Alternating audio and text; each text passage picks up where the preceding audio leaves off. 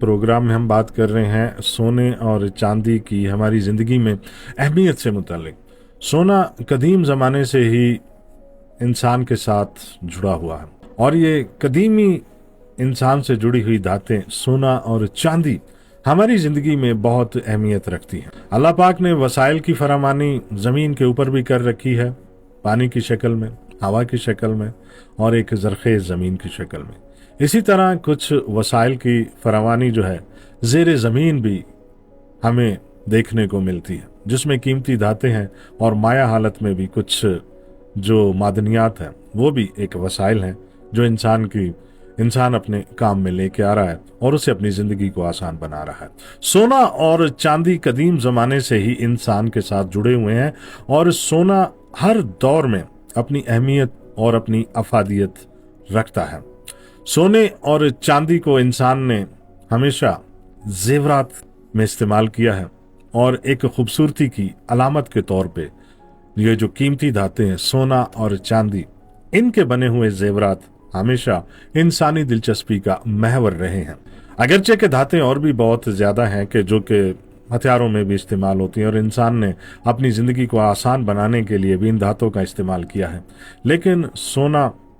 जो कि एक चमकदार, लचक वाला और पीले रंग की धात के तौर पे इंसान ने उसको अपने इस्तेमाल में लाया, हमेशा से एक शान और शौकत की अलामत के तौर पे समझा जाता है। इसकी अपनी एक कदीमी सकाफती अकदार हैं और ये कदीमी सकाफती अकदार तकरीबन दुनिया के हर इंसान से जुड़ी हुई हैं। बिलखसूस ख़वातीन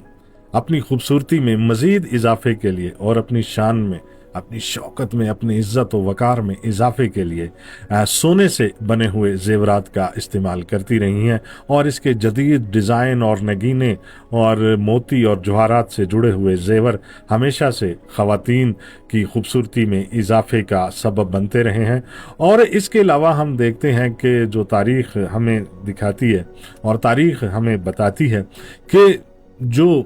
पुराना तर्ज़ बादशाहत था उसमें भी हमें बादशाह एक सोने के ताज और सोने के तख्त और हीरे जवाहरात से मुरस्सा जो तख्त और ताज होते थे वो उनकी शान, उनकी हैबत और उनके रोब और दबदबे की अलामत के तौर पे जाने जाते थे। तो सोना और चांदी हमेशा से ये कीमती धातें इंसान से जुड़ी हुई हैं और ये एक कदीम सकाफती वर्से के तौर पे भी इंसान के साथ हमेशा जुड़ी रही हैं और इंसान की दिलचस्पी इन धातों में हमेशा से ज़्यादा रही है। इसके अलावा हम देखते हैं कि सोना जेवरात से हटके इंसान के लिए एक मुआशी तहफ़्फ़ुज़ के तौर पे भी इस्तेमाल रहा होता है और ये एक